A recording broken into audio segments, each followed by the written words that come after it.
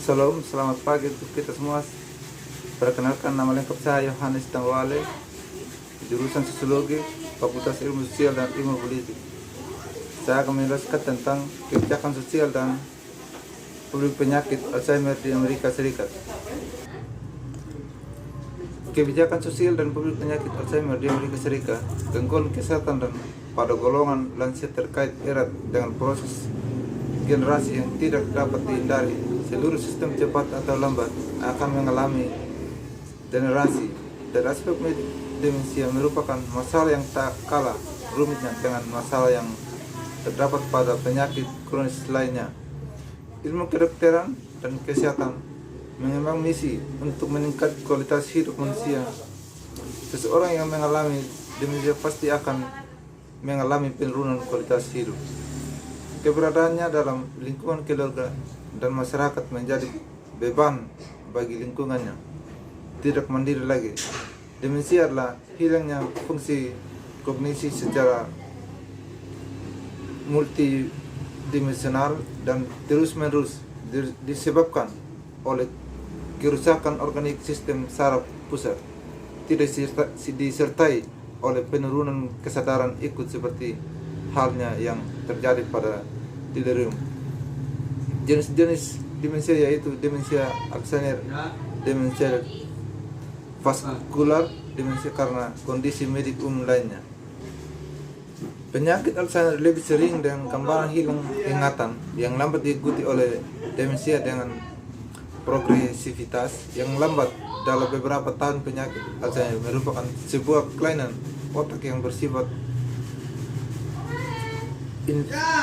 irreversible dan progresif yang terkait dengan perubahan sel-sel saraf sehingga menyebabkan kematian sel otak. Penyakit Alzheimer terjadi secara bertahap dan bukan merupakan bagian dari proses penuaan normal dan merupakan penyebab paling umum dari demensia.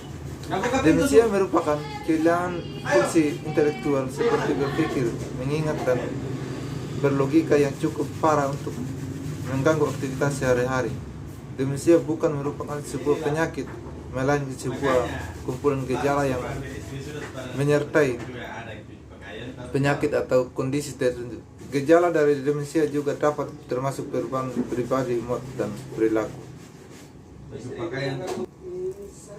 Konteks kebijakan publik, pendanaan, dan inisiatif kebijakan. Banyak yang telah dilakukan oleh praktisi, organisasi, dan media untuk mengeluarkan dari bayang-bayang AD baru saja mulai menjadi sebuah nasional prioritas. Mengingat prevalensinya yang meningkat dan meningkat biaya, ini menimbulkan pertanyaan kunci tentang cara terbaik untuk mengamankan sebuah tingkat pendanaan penelitian publik yang sesuai untuk AD.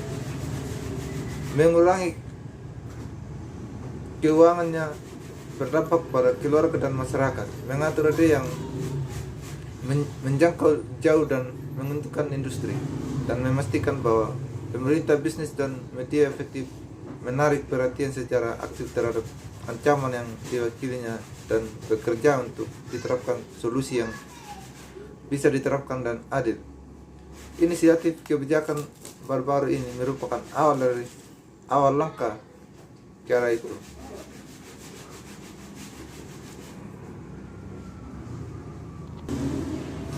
Orang dengan Alzheimer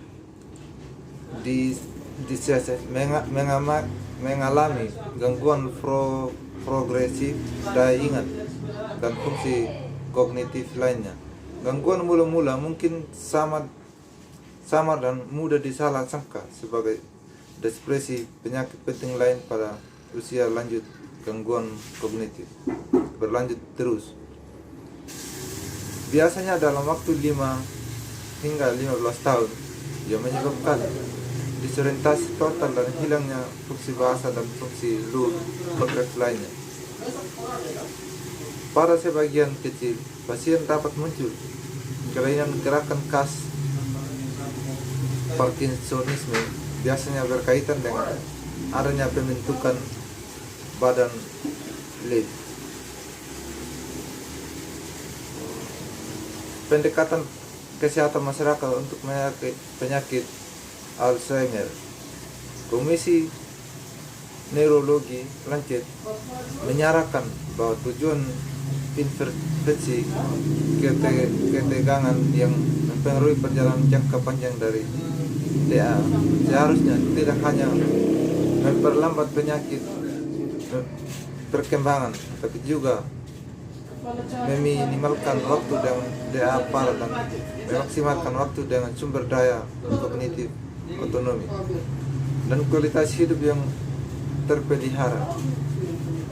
Jika morbiditas stadium lanjut di kompresi dan pasien menghabiskan lebih banyak waktu secara proporsional di negara bagian yang tidak terlalu parah,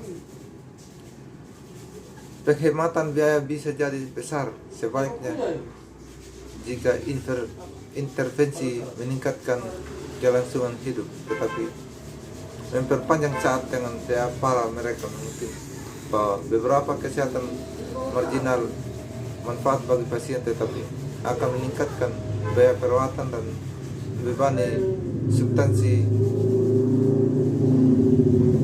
Oleh karena itu, untuk menunda timbulnya DA, waktu optimal untuk intervensi yang menargetkan faktor kardiovaskular dan risiko terkait gaya hidup paling banyak dewasa muda atau paruh baya dengan intervensi yang menargetkan banyak tipe lebih cenderung efektif. Oleh karena itu, bukti haruslah dinilai dari perspektif jalan hidup. Pengobatan penyakit Alzheimer masih sangat terbatas oleh karena penyebab dan patofisiologis masih belum jelas. Pengobatan simptomatik dan suportif seakan hanya memberikan rasa puas pada penderita dan keluarga. Tidak ada pengobatan spesifik untuk penyakit Alzheimer. Pengobatan secara simptomatik, sosial terapi, psikiatri, dan dukungan keluarga menjadi pilihan terapi yang digunakan saat ini.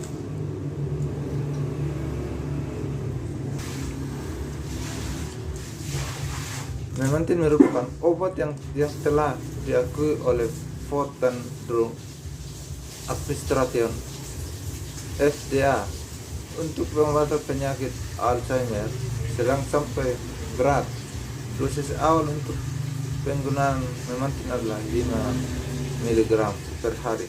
Kemudian dosis ditingkatkan berdasarkan penelitian hingga 10 gram 2 kali sehari. Memantine tampaknya bekerja dengan secara memblok saluran NMDA aspartate NMDA yang berlebihan. Memantine yang dikombinasikan dengan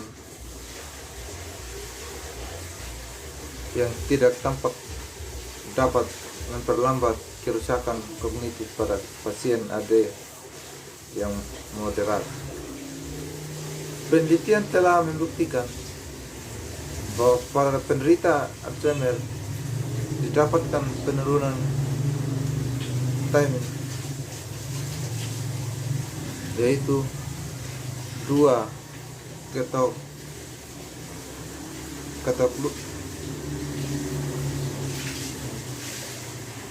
Hal ini disebabkan kerusakan neuronal pada nukleus basalis. Pemberian tiamin dengan dosis 3 gram per hari selama 3 bulan per oral menunjukkan perbaikan bermakna terhadap fungsi kognisi dibandingkan placebo selama periode yang sama.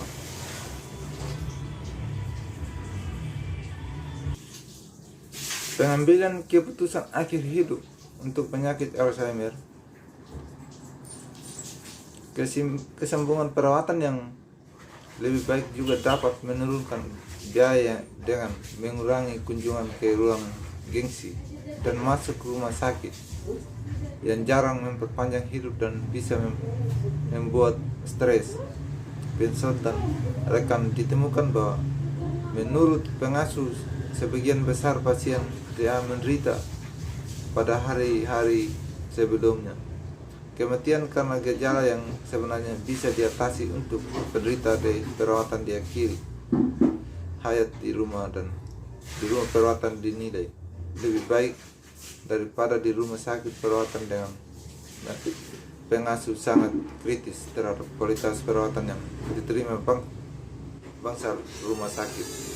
Sering mengutip terbatasnya ketersediaan staf dan dukungan emosional